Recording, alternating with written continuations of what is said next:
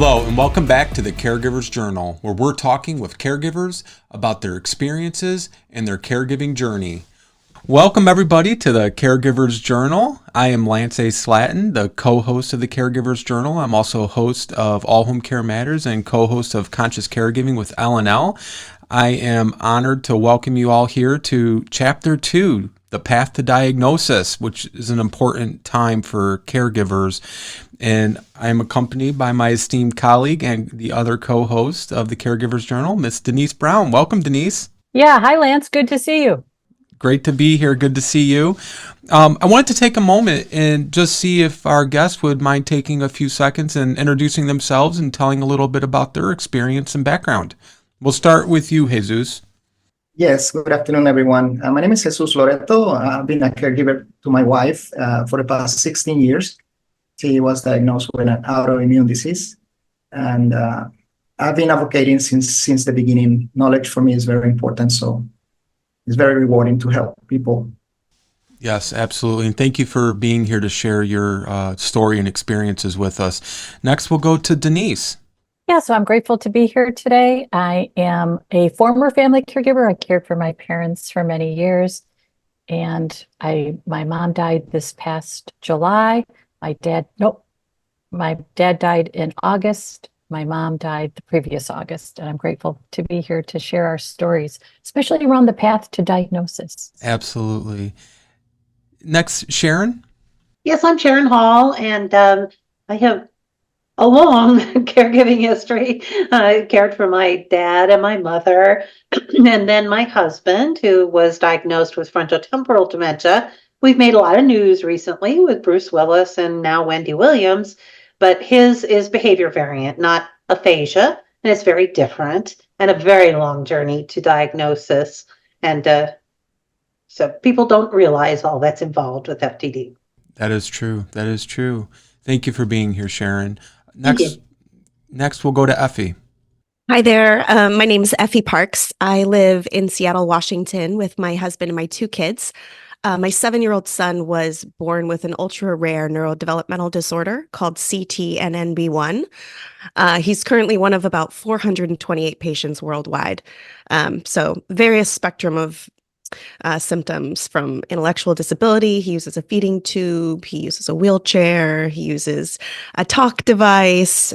So I'm his caregiver, and I also host a podcast called Once Upon a Gene for the rare disease community to share resources and stories and give a little bit of community to all of us who are pretty isolated as caregivers. Absolutely. Well, thank you for being here, Effie, and for sharing your story. Before we get started, though, I'd like to go back to Denise. And, Denise, we're in Chapter 2 already. Chapter 1 was all about diagnosis today. Chapter 2 is about the path to diagnosis. But do you want to talk a little bit about what viewers and listeners might come to expect in the coming chapters? Absolutely. So we're looking at, I guess you could say, the progression of our caregiving experience, but we're really looking at days and situations that are significant for us. So we started with diagnosis day, but we know that there's a lot that can happen prior to diagnosis day. Sometimes the diagnosis is simple. I think about my dad. He had symptoms, diagnosis of bladder cancer. I think about my mom. It took her years to be diagnosed with Parkinson's.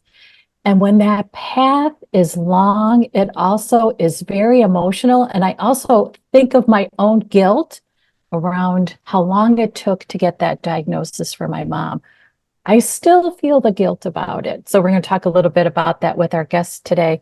And then in future episodes, we're going to talk about when our cravings for sweets start, when our caregiving stress increases. We're also going to talk about, Sharon, I actually volunteered her to join us for a future show. We're going to talk about how another different shoe drops during our caregiving experience.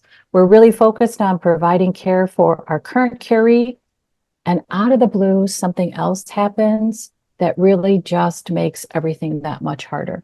It's really been great connecting with you, Lance, and with our guests during these chapters, and I'm looking forward to today's conversation. I am too, and I just want to kind of expand a little bit on the unhealthy craving. Sometimes it's even substances as well, not just maybe foods or sweets.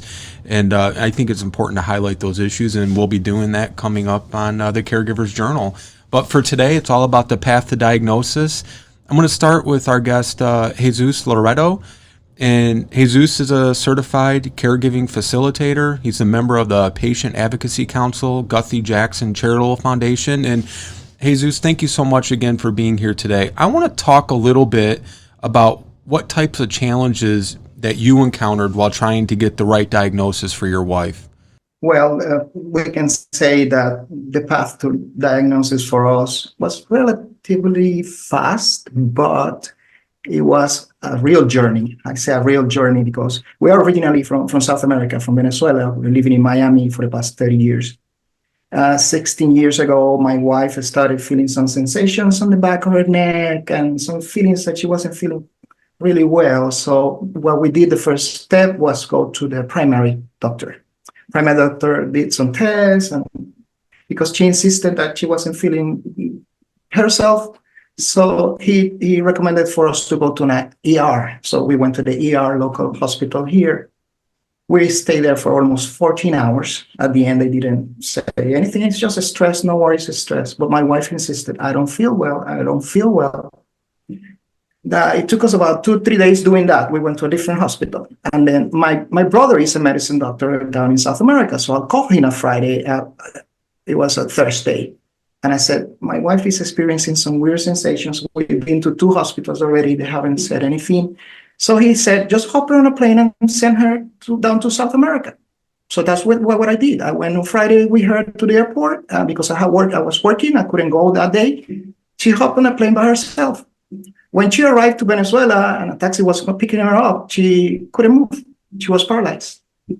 So they took her to the city. My brother took her to a main clinic over there, and they started doing tests and tests and tests. When she's contacted me, I hopped on a plane the next day on a Saturday. When I arrived to the hospital, she was paralyzed, completely quadriplegic from the neck down. And she was losing her eyesight, and they were doing tests and tests and tests, immunologists, neurologists, all a group of doctors. So they were waiting for test results to see what it was. It was a confusion because of the symptoms were, mixed diagnosed with other autoimmune diseases. In the beginning, they didn't know what it was, maybe a virus, something, or transverse myelitis. So at the end, the main neurologist from a local university came over because he was a teacher for my brother, and then she identified right away it was an autoimmune disease, and she sent a test down up to Mayo Clinic in the United States. So we have to wait for about a month and a half. While meantime, they started doing therapy, physical therapy, continued tests, rounds of sodium medrol, prednisone, and things until we got the result. So we stayed there for a month and a half in a clinic doing physical therapy, starting she couldn't feel sensations on any part of her body. A month and a half passed, and I received an email from Mayo Clinic saying that it was positive for Neuromyelitis Optica, which is an autoimmune disease that attacks the spinal cord and the optic nerves in the eyes. After we got the diagnosis, we were lucky because that test was just discovered a few months before. So there was no test. There is no treatment approved for the FDA at all for that disease. One of the doctors that sent the test had been to a congress in the US, and that's how she recognized that it was probably neuromyelitis optica. When we got the diagnosis, we started treatments right away with immunosuppressors and the different approaches. A lot of physical therapy. It took my wife almost 2 years to walk again. And it took her maybe 6 months and she recovered her eyesight. She lost almost 90% of her eyesight. But right now we dance and she sees 20/20 better than me. Jesus, before I go to the next question, would it have made a difference if she had gotten the diagnosis sooner? Definitely, because the approach, as we know now, when you recognize some symptoms, they have to go right away with plasmapheresis or sodium medrol for 5 to 7 days intravenous. So those approaches help on the attacks to regulate the inflammation on the cells, on the spinal cord and the optic nerves. Yes, definitely. And what was it again that she was ultimately? It's called NMO, Neuromyelitis Optica. Okay. Let's talk about some of the worst roadblocks and detours that, you guys faced to ultimately get that diagnosis. What were some of the worst and most difficult?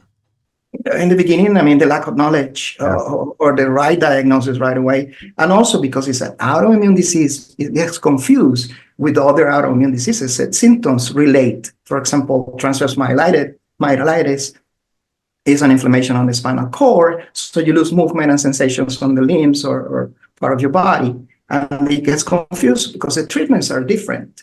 That's something very important with the correct diagnosis. After being advocating for almost 16 years for autoimmune diseases or neuromyelitis optica patients, many patients have been misdiagnosed and they have been treated differently with the wrong treatments. And then the disease progresses. Mm-hmm. I know people that have been misdiagnosed for decades until they find out which one is the right diagnosis. The good thing regarding neuromyelitis optica, as I mentioned, we were lucky, definitely very lucky. My wife was diagnosed 6 months after they discovered a specific test for this disease. But there was no treatment. That's another way of the journey that we have to take. By that time, there were no FDA-approved treatments. So no insurance will cover my wife for her treatments. We came back to the US. She had another attack. We stayed in the hospital for almost 3 months, but we started treatments right away. And then we found out about a treatment for another disease that could work for help preventing future attacks. She's been on that treatment for the past 15 years, relapse-free, thanks God. But now, after research, especially the support from the Guthy Charitable Foundation, which focus only on research, there are 3 approved treatments for neuromyelitis optica right now. Wow, that's incredible.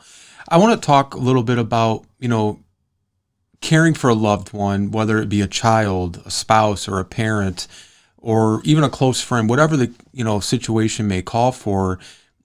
We have that emotional and that psychological drain and a physical and a financial drain as a result of it. And we're fighting to get them better.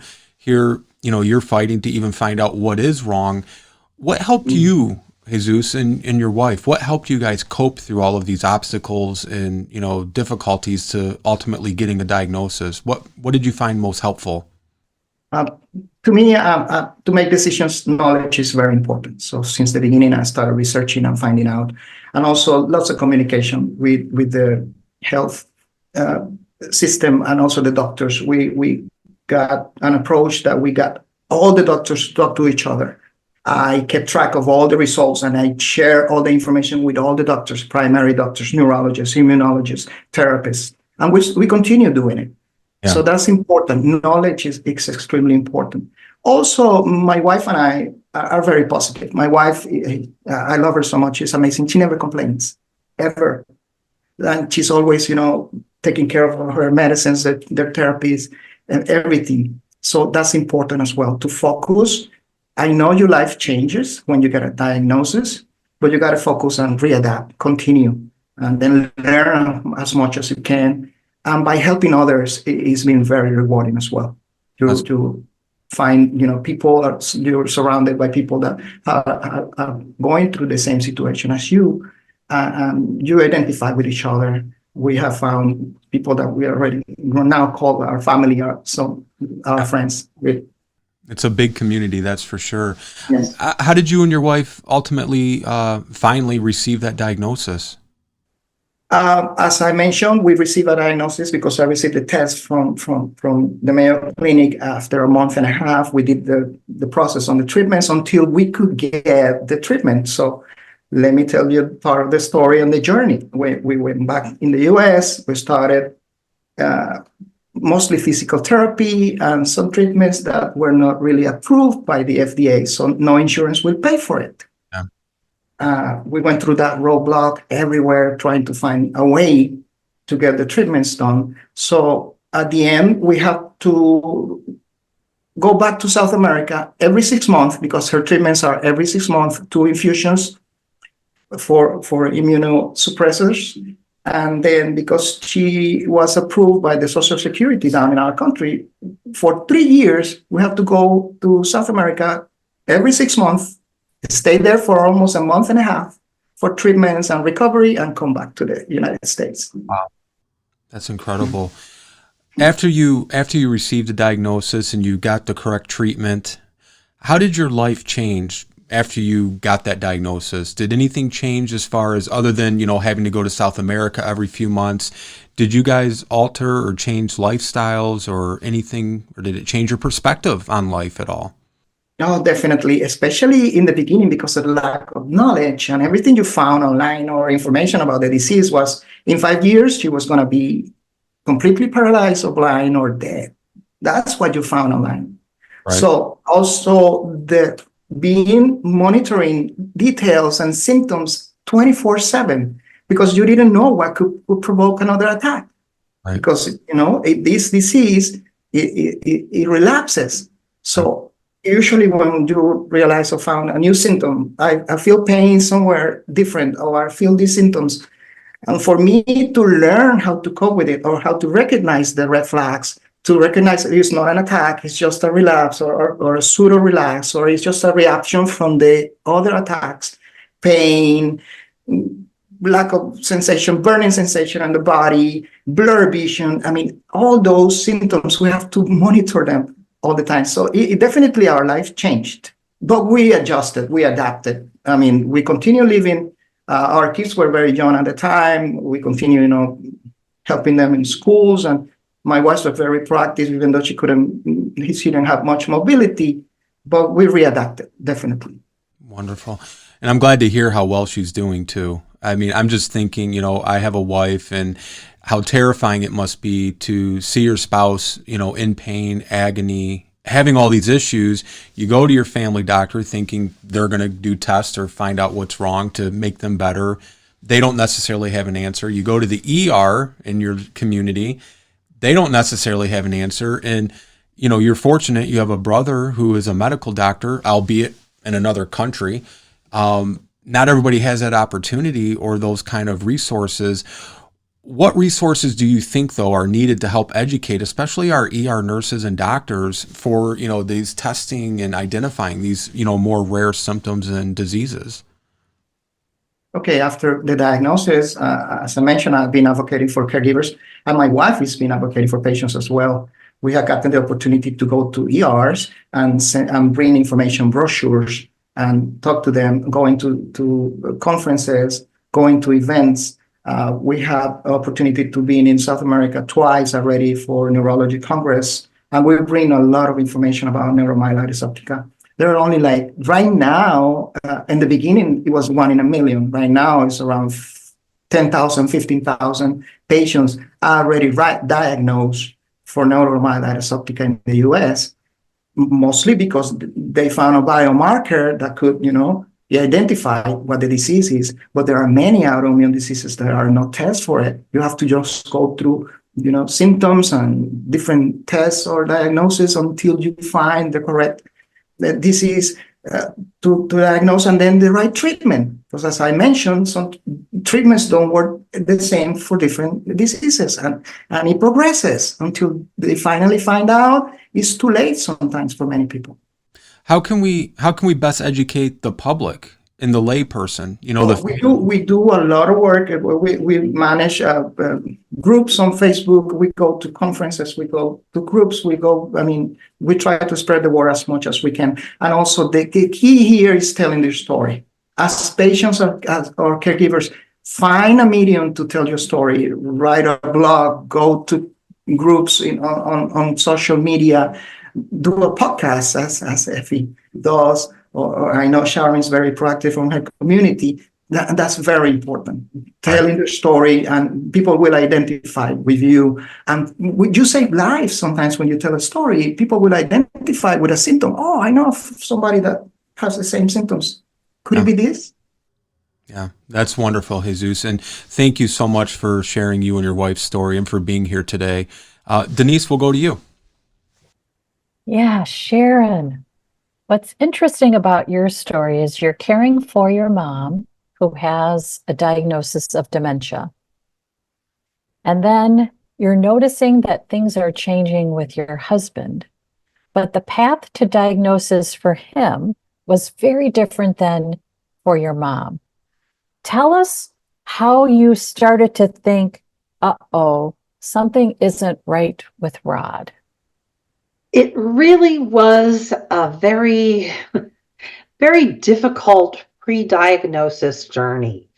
My mom had moved in with us with her vascular dementia. My husband always took such good care of my mom, and so he said, I think she needs to move in with us. She's forgetting things, and that was a pretty easy diagnosis because they did a scan and found that she was having TIAs and had blockage, and we weren't going to do. She was in her 90s. We weren't going to do any surgery or anything. So that was fairly easy to diagnose because they knew about it. But when Rod's symptoms started, it doesn't look like dementia. Frontotemporal dementia is extremely different than Alzheimer's. And we have this image of dementia as being, oh, they don't know people, they forget, my husband has the best memory and we're almost 9 years in. There's nothing about his memory that's bad. His mother was diagnosed with Pick's disease way back. That has become the new behavior variant FTD, frontotemporal dementia, which has its own umbrella, which also has aphasia, like Williams recently and Bruce Willis have been diagnosed with frontotemporal dementia, but the aphasia type. So there are a couple of different types of frontotemporal. But when he started having symptoms, she had moved in with us in 2013 with her symptoms and being able to manage her and keep her safe. He started in 2014. He just started having symptoms that were confusing. He always had a beer when he came home from work. It became 2, sometimes as many as 4. He got totally involved in online poker. He'd come home and go immediately to the computer. He was texting friends all the time and sort of stepping back from us. And I, of course, said, oh boy, we shouldn't have moved mom in. He's feeling like maybe that he's getting less attention and so forth. And my husband was always very romantic and kept me on a pedestal. And he suddenly started saying my name like Sharon. And I just wanted to, this is not good. So it culminated in one night he went to bed early and his phone went off and I picked it up and the text said, I love you, handsome. And my world stopped. I went to bed. I couldn't breathe. I thought I was having a heart attack. He woke up and said, what's wrong? And I said, who is this person and do you want a divorce? And I just thought something drastically had changed. I didn't know what. I didn't feel as though anything had changed the way I treated him, but it certainly changed the way he was treating me. He also got on a kick of eating 2 boxes of Cheez-Its a week, and a cake wouldn't last a day. Very different dietary indications. And I was already on a chat with Denise that because I was caring for my mother. And so I was looking for caregiving, tips and tricks. And someone posted a video from AFTD about frontotemporal dementia. And I thought, oh, I'm going to watch that because, my mother-in-law had PICS and I know all about that. No, I did not. Because no one in the family ever talked about behaviors. And I had no idea. And so we when he started, when this whole thing blew up with the sexting and all, I just, at that point I had it. And I said, I'm going to a therapist and you best go to a therapist too. And so we did. And we went on over a year's journey. That was August of 2014. October of 2015, I mean, he tried hard, and there I could see that he was trying. He stopped contact. He was, I could see that he was really working on, this is your marriage. And so I could see that there was a lot going on, that he was trying, but it wasn't working. And I was like, okay, that's it. I can't do this. And we were literally 2 months away from my leaving.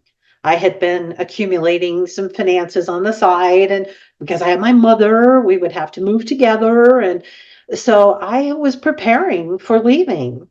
And then I saw this video, and that was October of 2015. So over a year of therapy, right? Nobody mentions anything unusual other than, oh, well, midlife crisis. I was like, this isn't my husband. This is not who I married. Something is very wrong. And when I saw the video, it just hit me like a ton of bricks.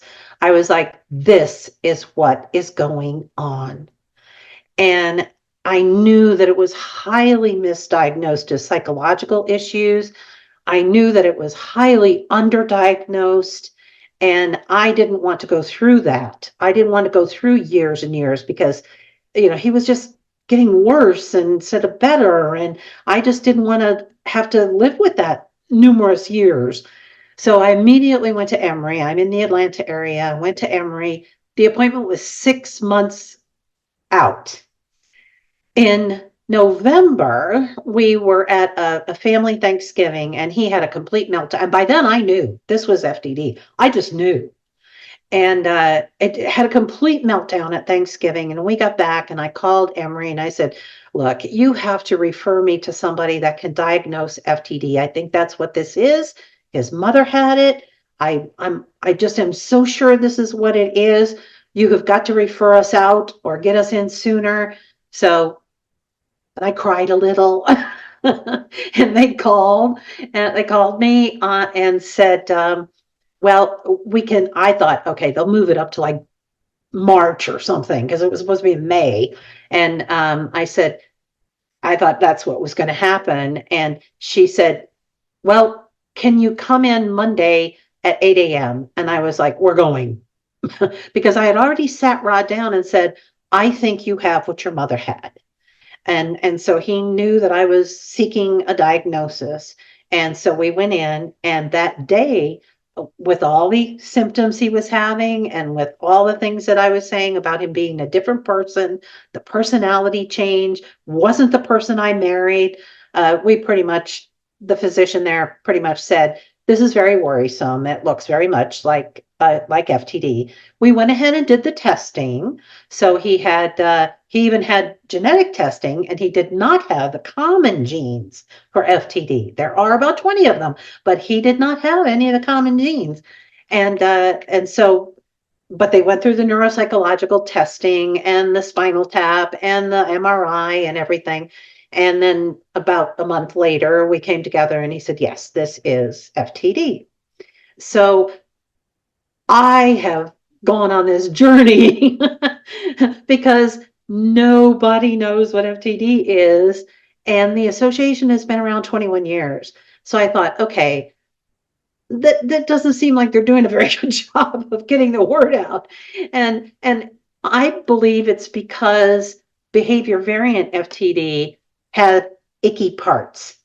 We have people that are incarcerated. There's a study that showed that perhaps 20% of the prison population has undiagnosed FTD, because they can be aggressive. They can, their personality changes, and anosognosia is very prominent in FTD, where the person has it's not me, it's all of you. I'm fine. There's nothing wrong with me. So that anosognosia takes over, and they don't acknowledge it. And this disease can strike as early as your 20s. and it is a young onset. And so it's always, usually the kind of main area is between 40 and 60 is when you're diagnosed. And but you can be diagnosed in your 20s. We have quite a few people that are diagnosed in their 20s. So these are people with small children at home. And it just devastates your life. You have to quit work. He had to go on Social Security disability. When you do, you don't get benefits for 5 months. You don't get Medicare for 2 full years. And the cost of FTD to a family is double that of Alzheimer's, because people with Alzheimer's over 65 already have a 401k, already have retirement, already have money saved. Somebody 40 doesn't have that. And so it devastates families. So I've been on a crusade, as Denise knows, for 8 years now. I talk everywhere, every time I can, about FTD and what it looks like and what it really looks like. That it's not just, I lost my words. It's, boy, this can look bad. And so that was our journey. It was probably quicker than most people. There's a very high percentage of divorce in FTD because, just like me, I was ready to leave. And because who's going to put up with stuff like that? And nothing seems to be changing. So the divorce rate is quite high. Lots of people with FTD live alone because of that. And oftentimes a caregiver, when that person finally gets a diagnosis, deteriorates to the point where it's noticeable to everybody. Then the person that they divorced comes back, because it's pretty equal between men and women. So that's my long journey. It wasn't such a long journey to diagnosis. It was a little over a year, because when I started saying these symptoms are unbearable, and but it probably started, we could then look back from that point about 5 years and say, I bet you that was FTD. And, when you did this, I think that was FTD. So, hindsight is 20/20.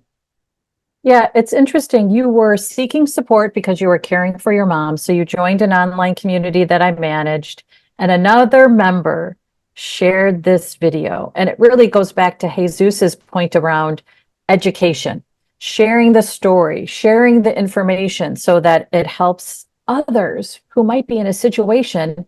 And really, the situation you were in, Sharon, was devastating from so many different angles. It was devastating to your relationship. It was devastating to your day. Everything was different for you. And I'm sure it was devastating to you in terms of how you looked at the future. You thought you had this really great marriage, because it had been this great marriage, and you were looking forward to a future. And all of a sudden that completely changes. So what changed in terms of your relationship with Rod then after the diagnosis was confirmed? It got better. I mean, I understood now that these things are, but I have to say that because of the pre-diagnosis things that happen that just hurt your soul, it just is such a stab in the heart, that it does take a while to get over that resentment. And it takes a while to train yourself to always take the blame, to never escalate the situation, to say, I'm so sorry, that was all my fault. It takes practice to do that. So it takes, I always call the first year after an FTD diagnosis your hair on fire year, because there's so much you have to do. You have to go to who would think at 40 you have to go to an elder law attorney, but you do, because you have to protect assets for this young spouse who has children and has many expenses to come, and you're going to be gone. So there's a lot that you have to do that is just not in your realm. And there's nothing available for someone that's even 60 with dementia. You call the association, the aging associations, sorry, you're not 65. We have made this mistake of associating dementia with age. And it's a terrible, terrible mistake. It's not an age-related disease. It is a neurodegenerative brain disease.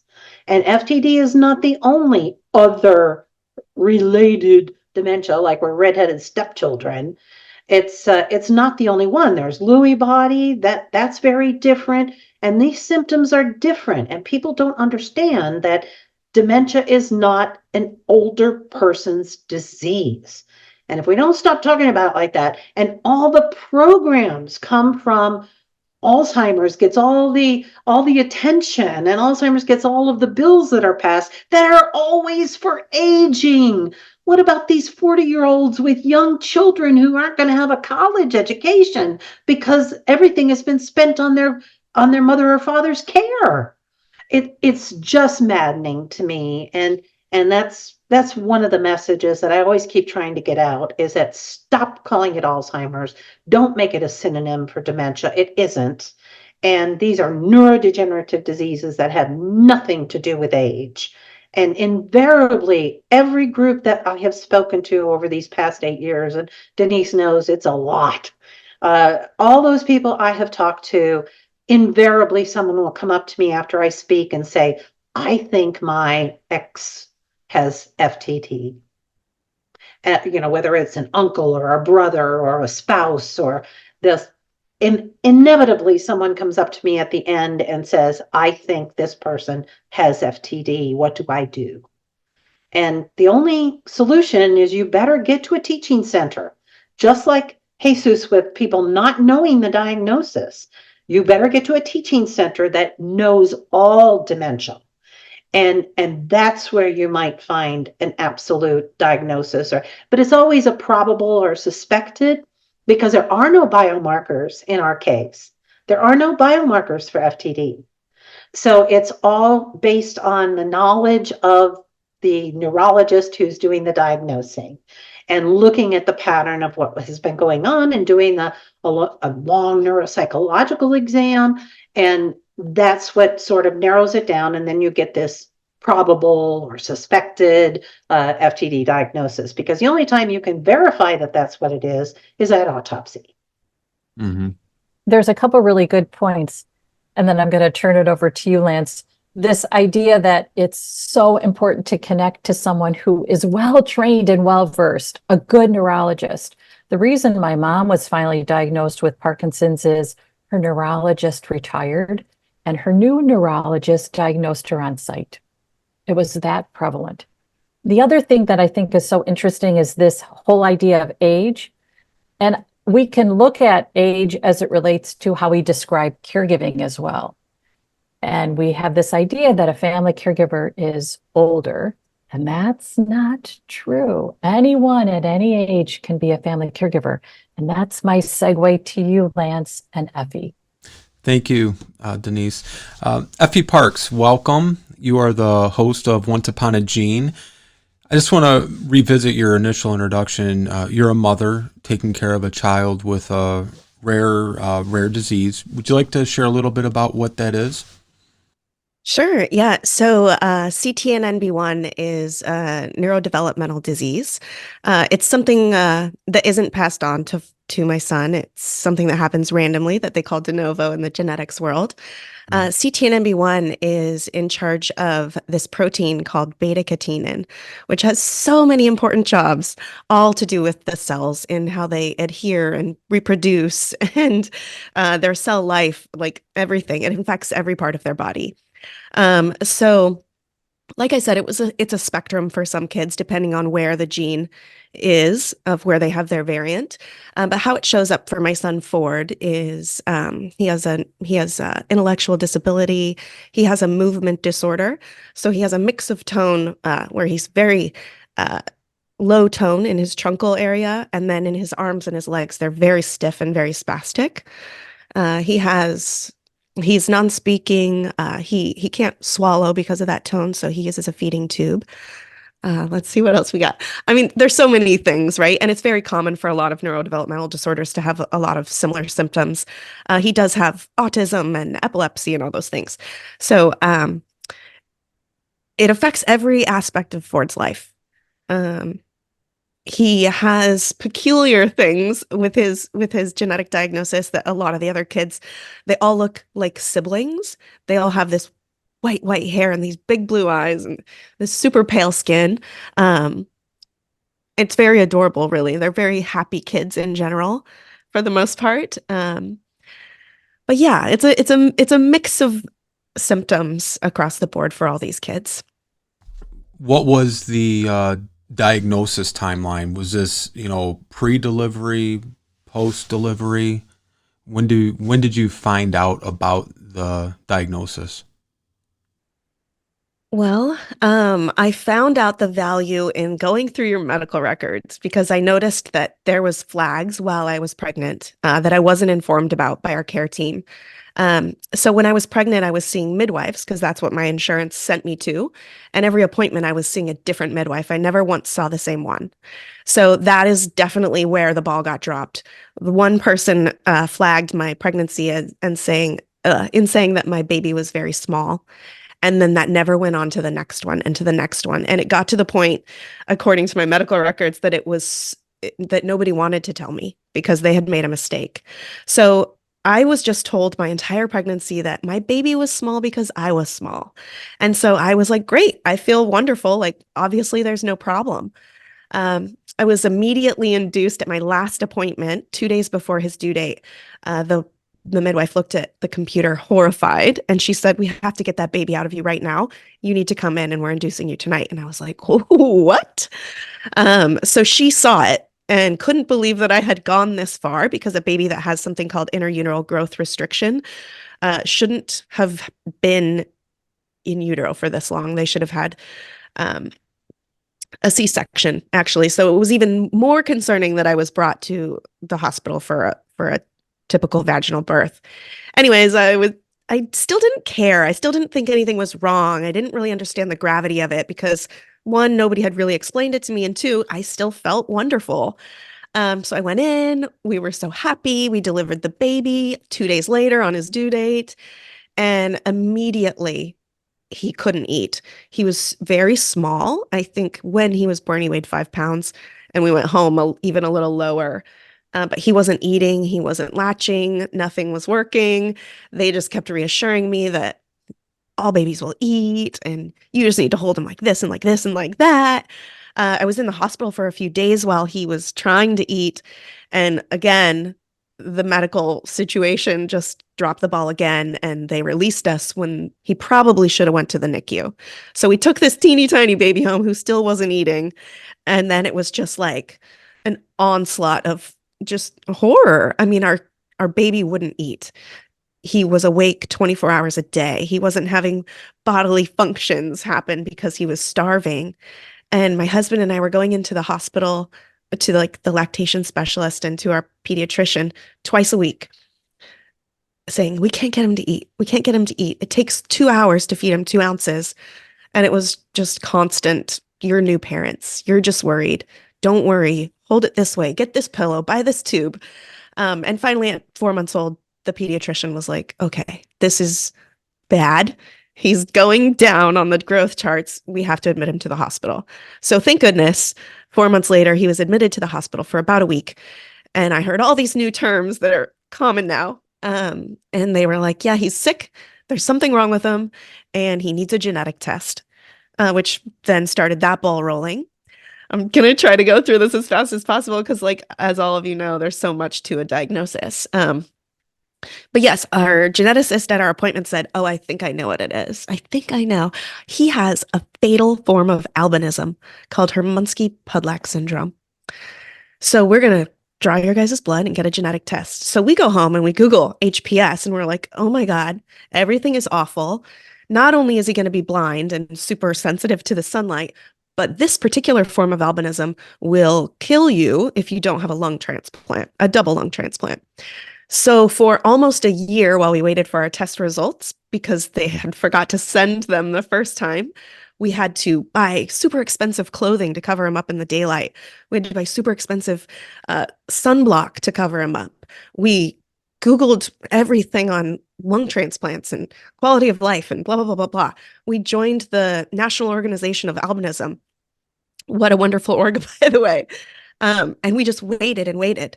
And then when she finally called us and said, we have your diagnosis, but it's not what we thought.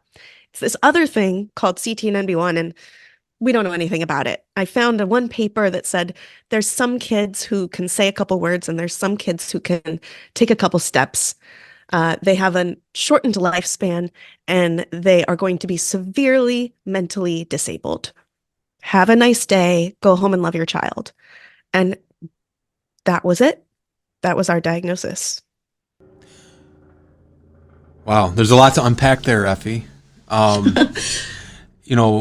First, I just applaud you and your husband. I can't imagine, was Ford your first child, only child? Yes. Yeah, he was our first child. So you already have that, all of us that are parents, right? I can remember when we were expecting our first child, you're excited, the anticipation, all the excitement, and then to be given this just horrible news that ends up being horrible, but not the original horrible news. Like, I just can't wrap my head around that. I'm sitting here trying to just put myself in your shoes, and I can't. And what helped you guys cope through all of these different stages, from the delivery to, the HFS disease, to then being told just go home and love your child while you can? I mean, how do you cope? First-time parents, how do you cope through all of those roadblocks and detours that you're facing? Well, I think that you dig really deep, and I think that you pull on every single resource that you have. And thankfully, both of us came from beautiful, loving families, and I feel like both of us were brought up with coping skills that maybe some aren't brought up with. So we were lucky just to have sort of like a baseline. We have a beautiful, strong relationship. My husband's family actually lives nearby, so that was so helpful. I have many brothers and sisters, which was also so helpful. I think we just really grabbed onto everyone that was around us and took any help that was given. We were also just in a blur, right? Like there's so much that goes into not only the beginning of a child's life and taking care of them, but the beginning of a child's life who has a rare disorder. So you're constantly at appointments. I mean, I think for the first 4 years before I changed the way our life was lived, Ford had 6 appointments a week. So you're just so busy and you're not really aware of a lot of things because you're just in the trenches. So I think it was just a lot of family support and kind of, like Jesus said earlier, was staying focused. And then the random little things, right? Like I would take a walk every single day. I would make sure to get out of my house every single day with my child and breathe real air. I think it was like literally anything that you can get to feel a little lighter, to feel a little relief. You just have to figure it out so you don't get swallowed. Yeah. Did you, when you got the diagnosis, did they ever determine if it's the longer lifespan, shorter lifespan, like what the life expectancy is? That was just a really actually an inappropriate thing to say. Lots of families are told things that aren't necessarily true, don't have any sort of backing. So like when a geneticist tells me that, and he's the 30th patient in the world, but all of those children maybe are alive, how could you say that? Right. So it's not necessarily helpful or useful to say that, and I still don't know the answer to that. It's a newer disease that was discovered. It was discovered in 2012. So when Ford was born, all the patients were basically his age, right? So there wasn't anything to necessarily look forward to or to look, ahead to, which was both discouraging and like, oh, okay, so they don't know. So right.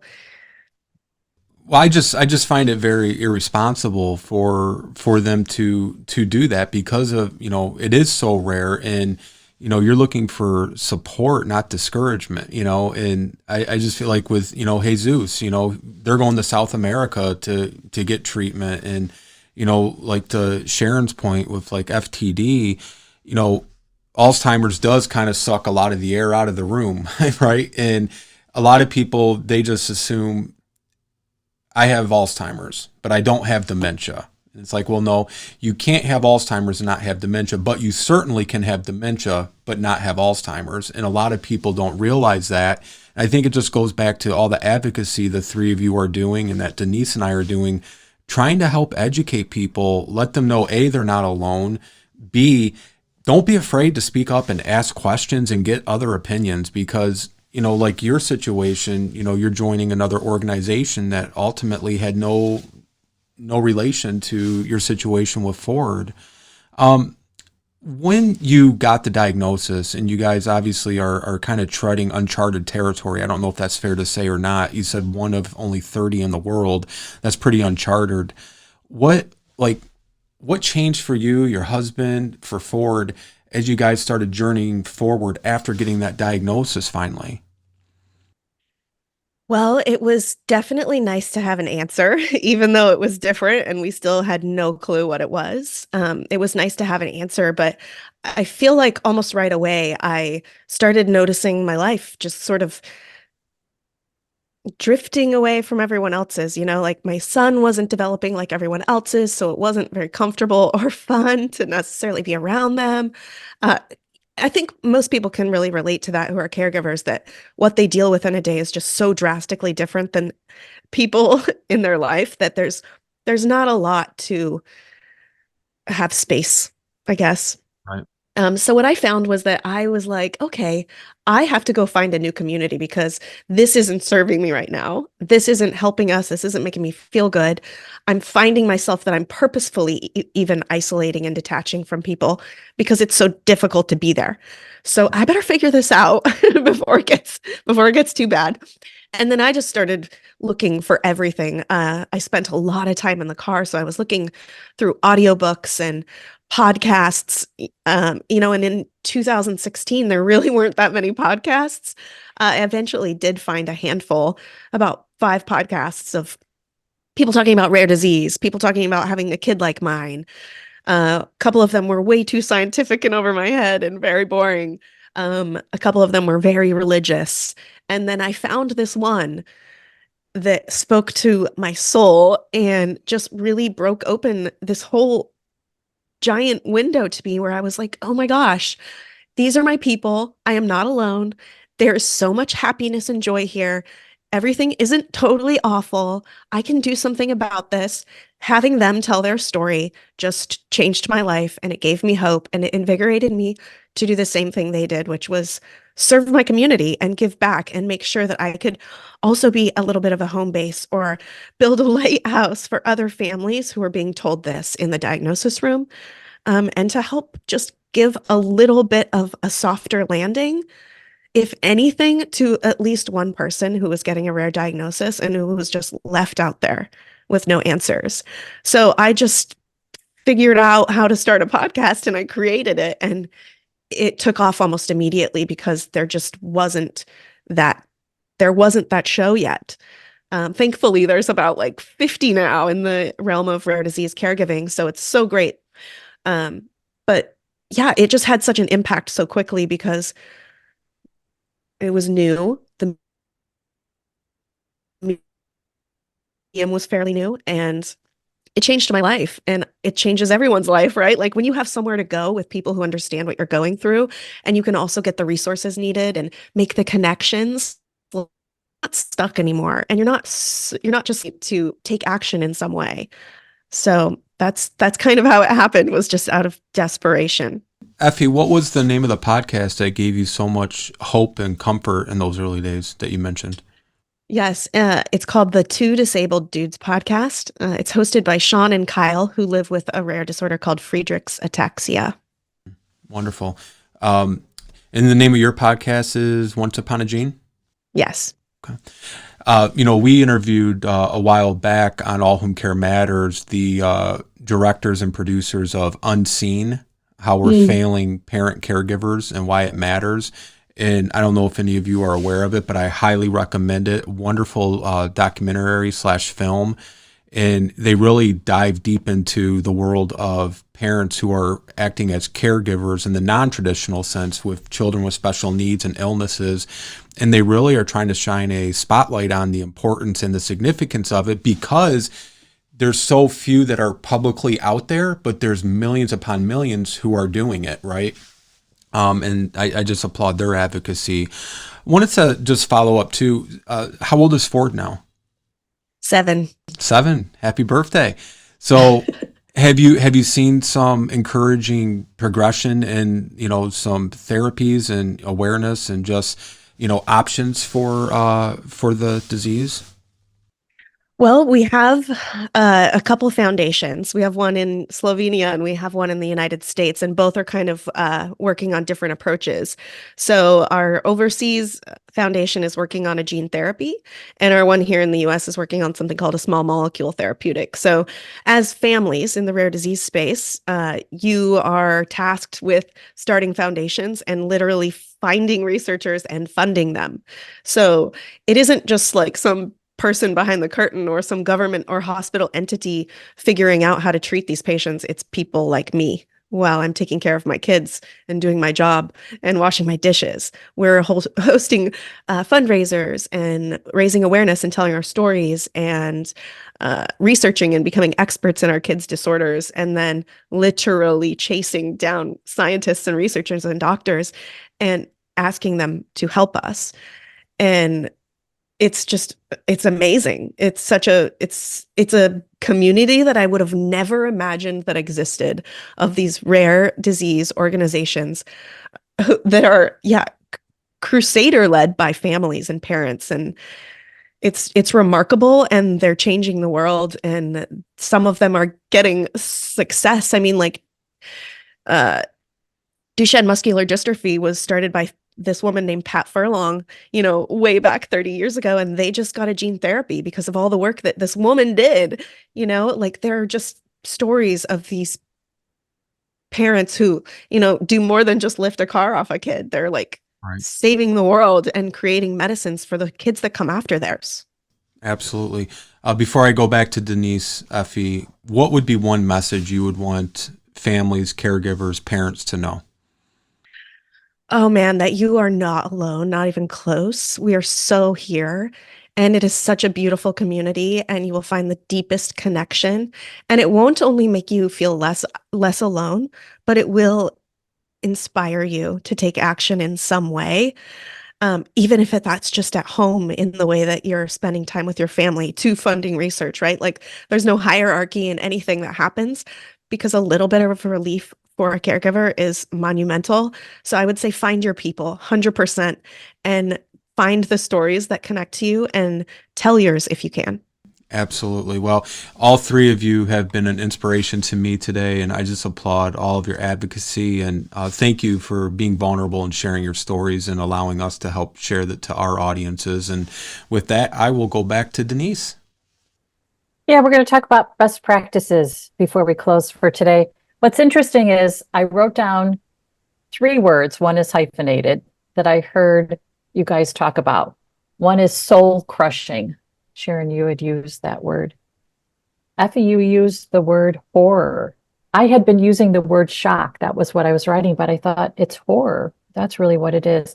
And the other one was what seems to be a common theme, this idea that you're dismissed, that everything is fine. Everything is fine. And I wondered if you guys could speak to, how do you manage when you're dismissed in the healthcare system and you know that something is wrong?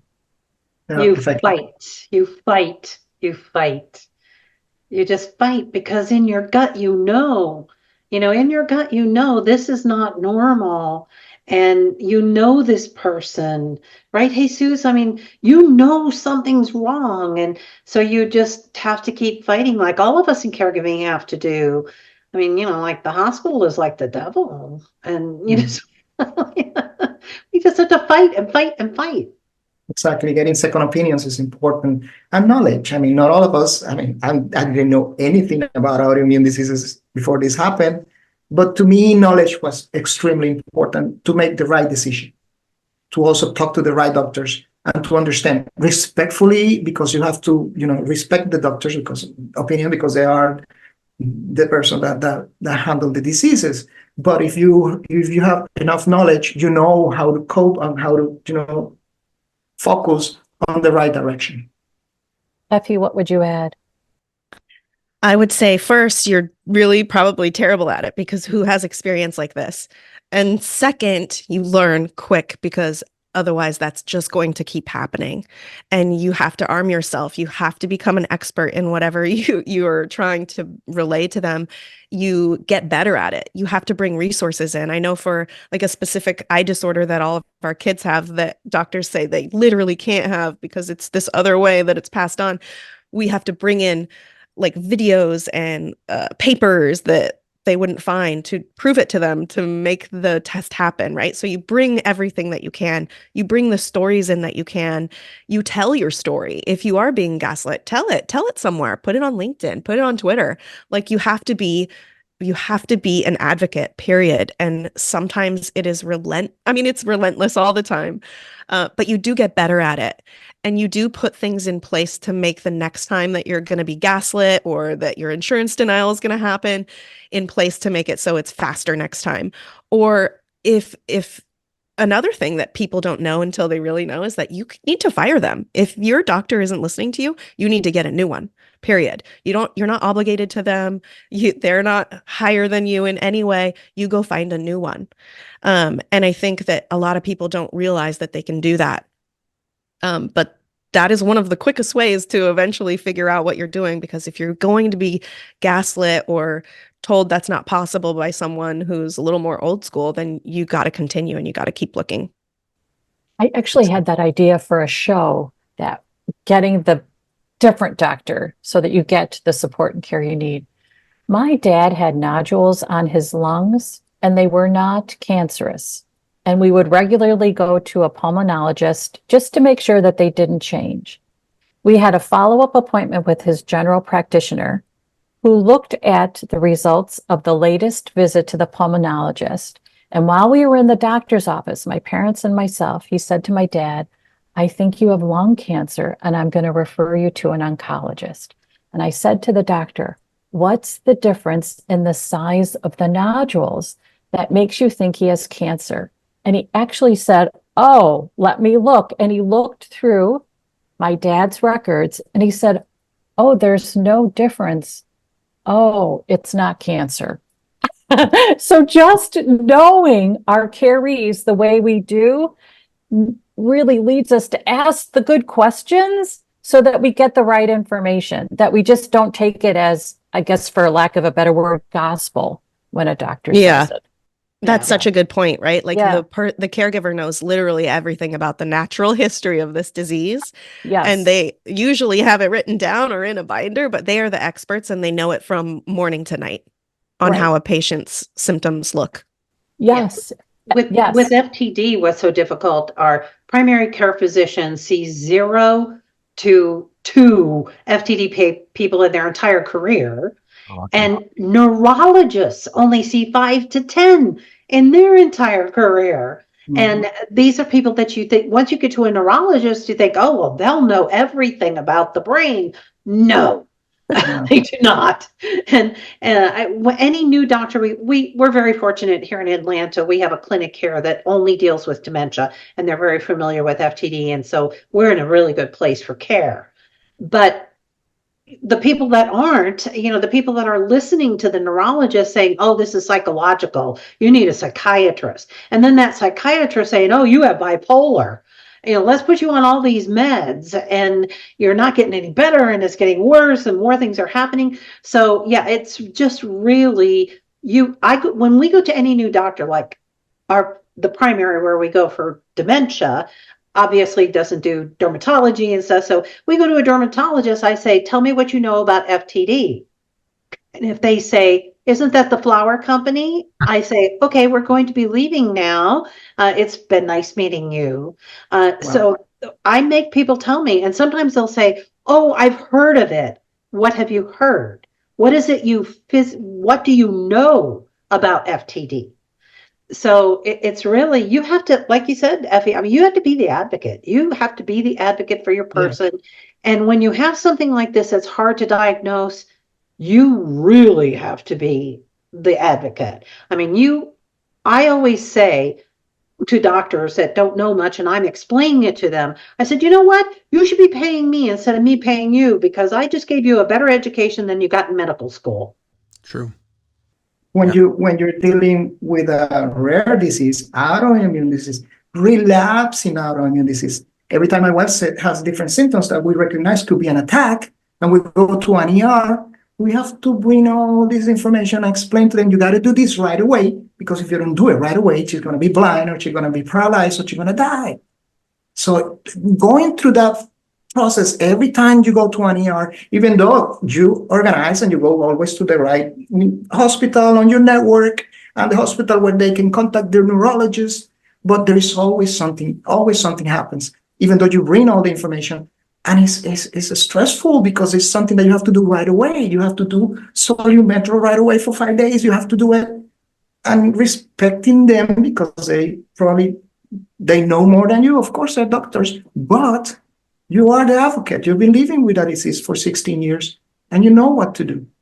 Yeah. It's That's why I started a chat for FTD care partners, because like you, Effie, it's just you feel so alone. And I do it now. Used to do it once a week, and and now I do it twice a week because we're so needy. And so many things happen. And thank goodness for Denise. She gave me her Blog Talk Radio, and that's where the podcast started. So yeah, you just have to find those people that are willing to listen and say, look, this community needs something, and just be the advocate all the time. Mm-hmm. I have two last questions for you guys. Something that we've really kind of alluded to is that you can lose your sense of trust and who really can help and support you. And that's part of the fight, is managing your sense of hope and trust. So I'm curious, what would be one suggestion you would offer to a family caregiver who's in the midst of this fight right now that helps them stay connected to support and hope? Find a community. There are many resources out there. Just try to find a community that will relate to you. Definitely. It takes a while to research and search and finding the right community, but there is a lot of people there that you can relate to. Just find them and tell your story and help each other. Google. Yes. Because you will find, Yes. if you have a genetic type of thing, you're going to put in, symptoms and genes, and you're going to find Effie. That's how it happens. Like we have to learn on our own and fight on our own, you have to find your tribe on your own. By the way, my wife and I do a lot of advocacy for Spanish speakers, not only in the US, but all over the world. Once I met Effie on your platform, there is a great podcast in Spanish for autoimmune diseases, rare diseases. There is a webinar on FTD in Spanish as well. Wonderful. Effie, what would you add in terms of taking care of yourself during the fight? Yeah, like echo both what they said. Find your people, like number one, and also remember who you are. Figure out like just the simplest things that will sustain you in a day. Like caregivers end up getting sick themselves because they are so dragged down by caregiving, and they forget simple things like drinking their water and moving their body and having any sort of self-care whatsoever. They don't go to the dentist themselves. They aren't doing any of those little things that help keep them happy, healthy, and alive. So I would really urge you to figure out the smallest things that are habits in your life that make you have a little more energy, put a little more pep in your step. Make sure that you're taking care of your own body and mind, because you can't take care of someone else fully, at least not for a long period of time, if you have completely forgotten who you are. Okay, so here's my last question. The name of our show is The Caregiver's Journal. So you guys are writing a journal entry about the path to the diagnosis. What's the title of this journal entry? For us, it was a journey from the US to South America, from South America to the US. So it was a global journey. Global journey. Yes. Yeah. Exactly. Yeah. Sharon, always believe in your gut. Oh, that's a good one. Yes, always. Effie, what would you add to for your journal entry title? Oh my gosh, there'd be so many titles. I think there would be something about having a new perspective about life and strength, and also the absolute healing power of giving back. Oh, I love that. The healing power of giving back. Yeah. One. Lance, what would you add before we close today? I just would like people to know they're not alone. I know we've said that a few times today. I was a caregiver for my father unexpectedly, changed my entire career path from medical school to doing home care. And, I didn't have peers, and, kind of piggybacking on what Effie was saying, mine was a father, hers was her son.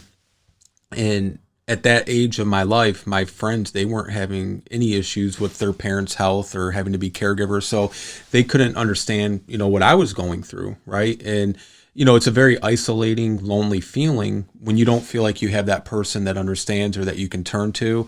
And I just want people to know that they're not alone, and there's wonderful support like, all of you here today, that they can turn to and get the support they need.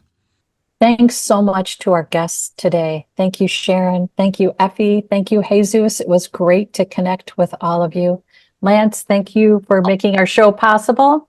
And thank you to our listeners and our viewers. We would love to hear your experiences as well. So please feel free to share in the comments section your experiences and what has helped you during the fight.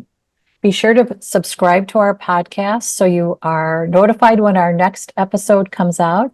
And between episodes, feel free to join our community, which is caringourway.com, to receive support.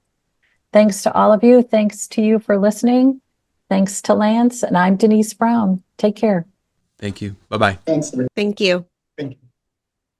Thank you for joining us here today at the Caregivers Journal, the show where we're talking with caregivers about their experiences and their caregiving journey. We look forward to seeing you again here next month.